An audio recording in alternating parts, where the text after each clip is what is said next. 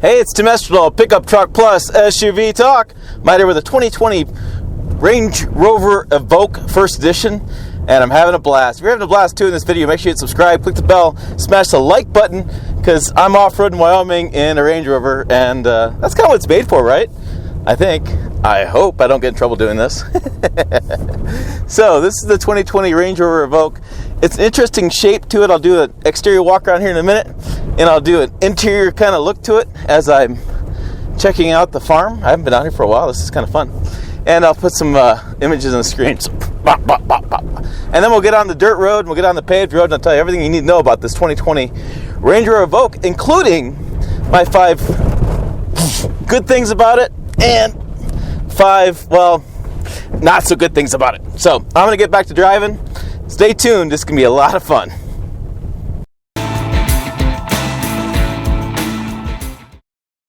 Okay, like I said, this is the 2020 Range Rover Evoque. It's a little cold out here, so I'll just kind of point out a few things. You can see the grille is typical Range Rover grille. The letters are raised, which I think is interesting. That's just a different kind of look to it.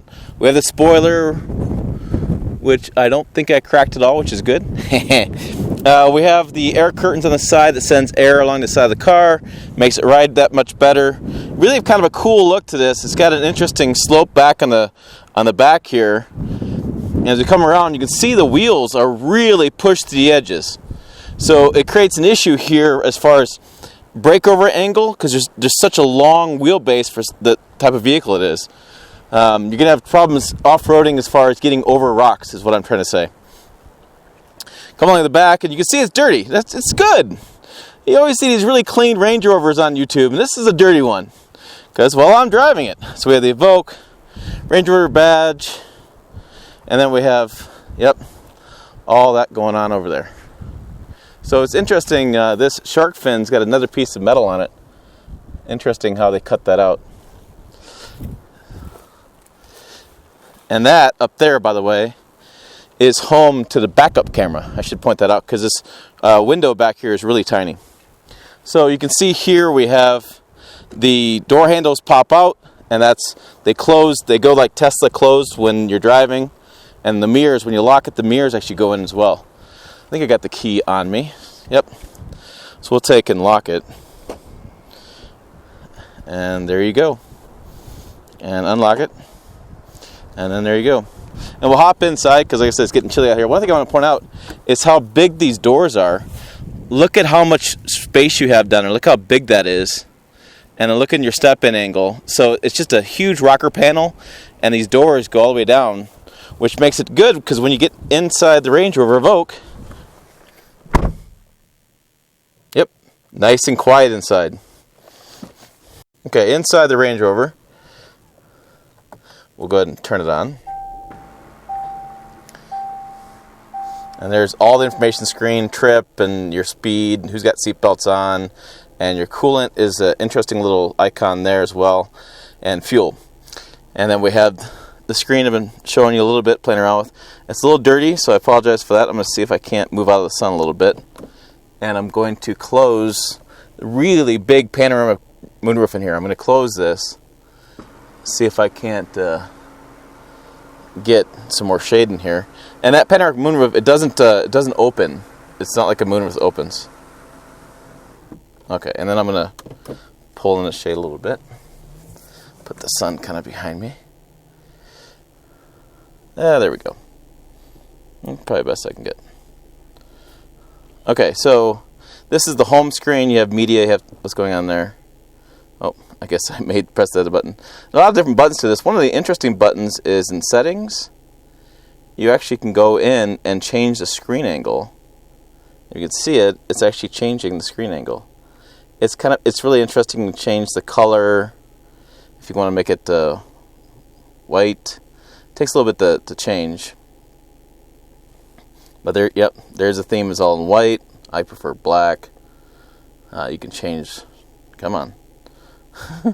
Sometimes a little tricky. There you go. You can change the brightness. There's a lot of different things you can do, and it's a really interesting screen.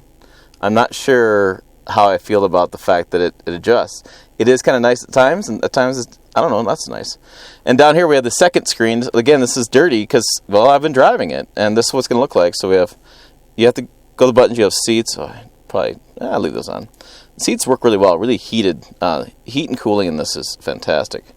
And then vehicle, and that's where you have the different settings here as far as drive modes and such. And I was in the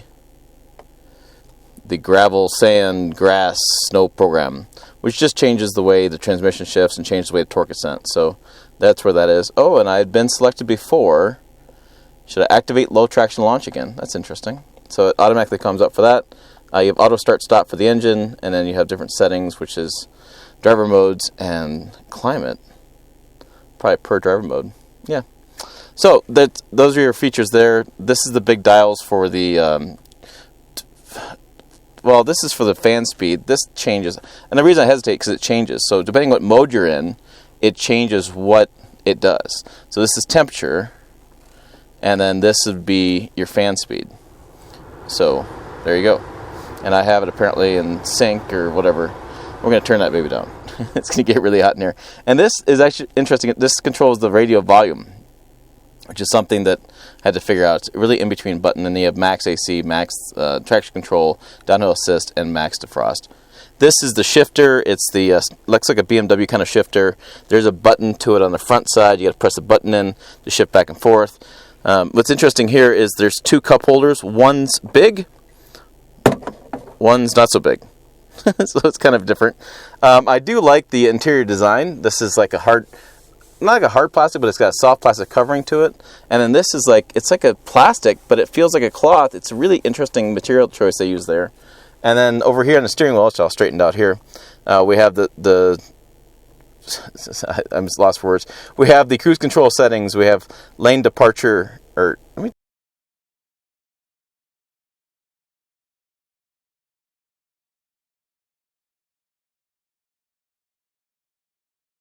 Okay, coming over here, steering wheel, we have the cruise control buttons there. We have lane departure. We have heated steering wheel. We have LIM, which I had to grab the handy manual and actually figure out what the heck that is.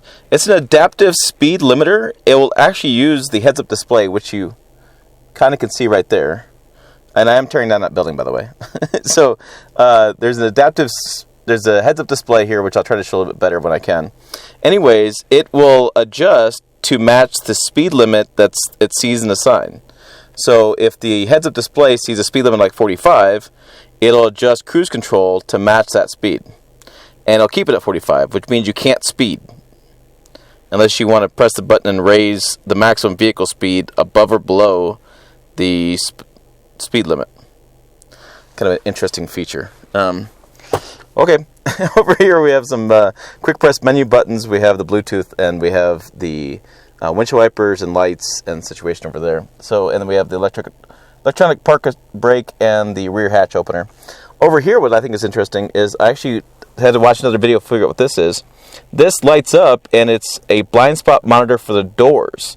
All right, and then this is the window controls and a lock and child safety lock as well.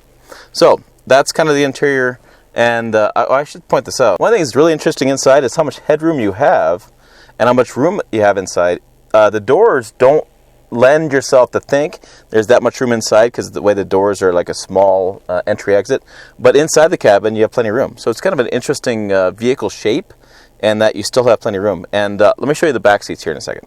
Okay, let's hop in the back seat. Oh, wow. Got kind of dusty back here. Again, it's very interesting. So again, it's a very interesting entry exit. Like I can get my head above this, but when I bend my head in, I got plenty of space. It's kind of interesting. Okay, in the floor in front of me, I have the vents. But what's interesting is I only have a 12-volt adapter. I don't have a USB back here, which is kind of disappointing. I have some cup holders here as well. I have a third seat, so I could sit 5 if I want to. But there's a big cup holder, and plenty of headroom like it was up above. Lots of head space there and lots of shoulder space. So it's pretty roomy back here, quite honestly. It's kind of interesting. It's just interesting with the shape that you have this much room. It's a little deceiving. Now here's the engine. Airbox, oil, dipstick, easy to get more oil in there, antifreeze. Looks pretty easy to get to everything in here. All right, out here on the country roads, it's interesting experience driving this vehicle. So on the one hand, it is fairly smooth right now, but that's because the road that I'm on has been graded and there's not many potholes on it. I have noticed with these 21-inch tires that there's not much room in the wheel wells and they will bottom out really fast. And there's not much suspension give on this. It's not something that's going to have a lot of wheel travel to allow those wheels to adjust to like a pothole. And so there's many cases it hits really hard, like makes me nervous how hard it hits. And so I think that if you're going to drive this on like a country road or off-road a little bit, then you're going to have to find the right road to drive it on. I don't know that I would do this as my daily driver, especially in this part of the country where we get snow and ice and things all over these roads, and they can get pretty nasty with ruts and things. I have a feeling this thing's going to get stuck quite a bit in the ruts. Let's go ahead and get on the drive road and what we call the oil road, which is the paved road, and we'll talk about the driving experience there because it's a much different driving experience on the paved road with this vehicle. There we go. Where the dirt road was very sloppy with this. It doesn't seem like it holds very well. And agreed, that's dirt, and dirt is sloppy. That thing moved around quite a bit. This is much tighter handling and much more of a sports car experience. And that's why they have one of the modes is a sports car mode, because this is really what it's made for. The wind's blowing today about, 10, 15 miles an hour, as you could see with off-roading a little bit there. And so it's pretty good wind noise out there, but the cabin's pretty quiet. I don't really have to talk very loud to get my point across. And it's a pretty nice driving experience. Pretty much just sit back and let it go. Lane. I don't want the lane limiter. So we'll turn on the cruise control. I couldn't figure out why I was slowing down. No lane limiting, or no speed limiting. Thank you very much. I will go what I want to drive. All right, that was funny. So that feature does work. Lane limiting does work. It does slow you down if you're a bad boy like me and are speeding. I do have paddle shifters as well to make it more of an exciting driving experience. But in this case, I don't know. This is such an interesting vehicle for me because on the one hand, it is an SUV. On the other hand, it's really a sports car with an SUV body. It's kind of, I think, what they're going for here. And I'm fine with that. It's just, I don't know if I'm fine with it at $60,000, which is what this vehicle I'm in today retails at. That's a lot of coin. So let's talk about the 5 good things and 5, not so good things. So to me, the 5 good things is that how quiet it is here in the cabin and have really not a lot of noise in the cabin. I think that's exceptional. I also like the powertrain. This was put the stats in the video earlier. I just think it's got lots of torque, lots of horsepower, and it's really quick. And I really like.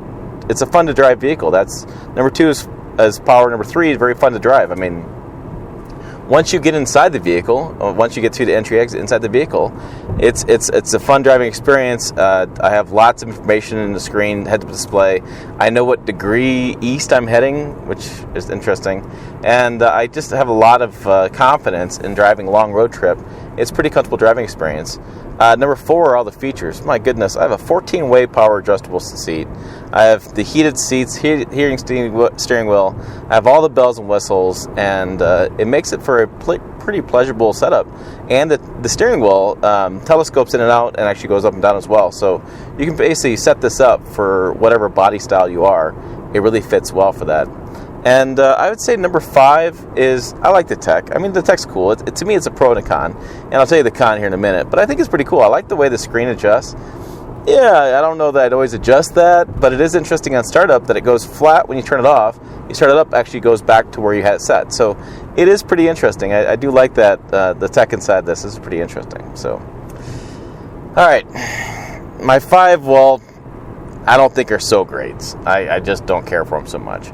Number 1, let's get back to this tech, because there's a con to this tech. The con is it's got that beautiful screen that looks beautiful when it's clean and doesn't have the chafings from the plants I was driving around came off of it, the wheat, and it doesn't get dirty. It's a screen that is going to require lots of cleaning to keep it clean, and it's just going to become, I think, it's going to become scratched fairly easily long term. Number 2 has got to be using the screen. So this lower screen, if I were to adjust the seats or the climate, watch my eyes. My eyes are here in the road, and now my eyes are down here.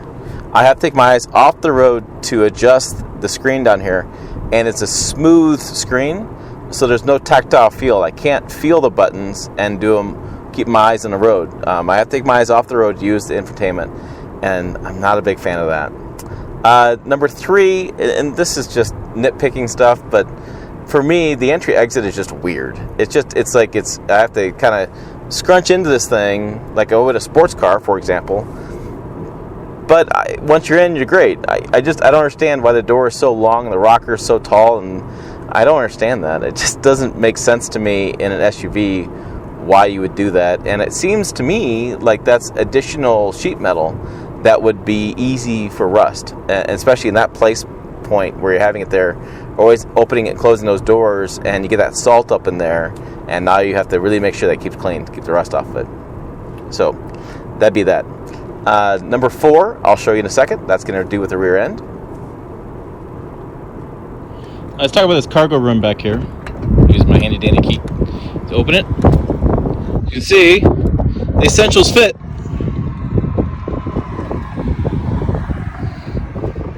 I got a new golf bag this year. That thing looks terrible. But yeah, the essentials fit back here, so plenty of room. And number 5 is interior storage. Like the center console I showed you in the video, it's got 2 sections, and I'll make sure I'll show this again. 2 things open up, and I don't know why it has double opening up, because it's not a very big storage bin in there. The weird placement of the cup holders, that's strange. There's not much room in the doors for a whole lot of stuff. There's not much room in the glove box, and there's not much room in the rear. There's just not a lot of storage space inside of this. So if you have to carry a lot of stuff with you, you don't have a lot to put. I mean, you have a little bin underneath where the shifter would, beyond the shifter, beyond the screen. But again, not much space. I don't have many USBs either. I only have like the one. And so it's really weird to have one USB and not a lot of storage. It does not seem like it's very user-friendly in that. So those are my thoughts on this 2020 Range Rover Evoque First Edition. Not the video, that's the name of the vehicle, and the trim level. So that's my thoughts on it today. For more pickup truck plus SUV news, make sure you find us on pickuptrucktalk.com. Those 3 words work again. Pickup Truck Talk on Facebook, Twitter, and Instagram. We're there. Trust me, I've done it. Lots of funny stuff going on over there. You should check it out. As always, thanks for watching. I'll see you down the road.